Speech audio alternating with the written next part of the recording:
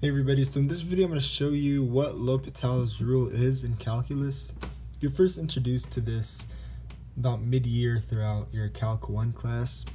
But anyways, what the Hopital's rule means is that let's say we're taking the limit of a function, and then immediately when we substitute the number that x approaches, or the value that x approaches into x, wherever we see x, and we get 0 over 0 or infinity over infinity, which both are indeterminate forms, then the answer would be we just take the derivative of the function, the fraction. We take the derivative on the top and the derivative on the bottom.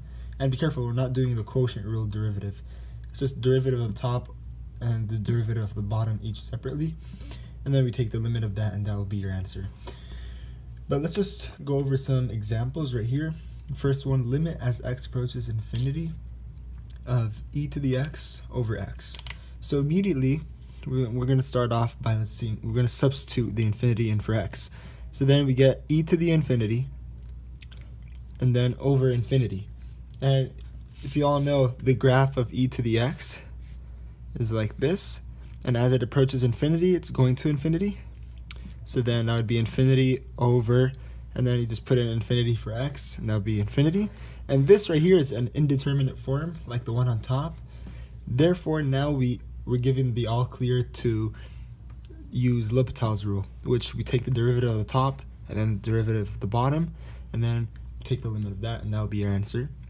So let's go ahead and do that. The derivative of e to the x is e to the x, or let's just write. So we have the limit as x approaches infinity of e to the x, and then the derivative of x is 1, or we could just leave it that way. Now we take the limit, so e to the x. Now as the limit approaches, as x approaches infinity, that would be infinity.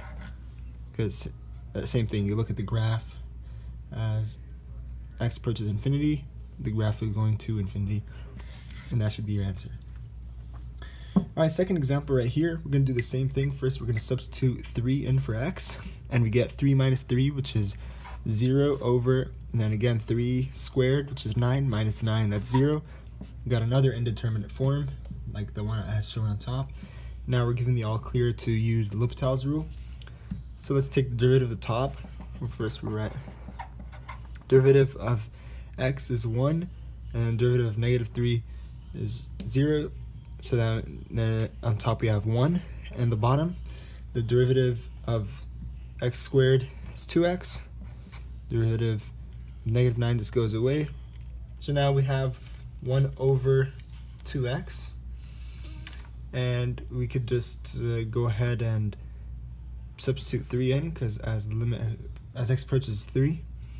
And then our final answer is 1 over 6. Now, you could have, in the beginning, factored out the x squared minus 9, and it would be x minus 3 over x minus 3 and then x plus 3. Then you cancel that out, and then you go from there, 1 over x plus 3. But both ways are fine, and if you use any of those two ways, you would lead to the answer of getting 1 over 6. So to summarize, Hopital's rule works like, first you take the limit, and then if you get an indeterminate form, like these two, then you're given the all clear. You could use Hopital's rule and take the derivative at the top and bottom, and then you take the limit, and that's it. That's a summary for Hopital's rule.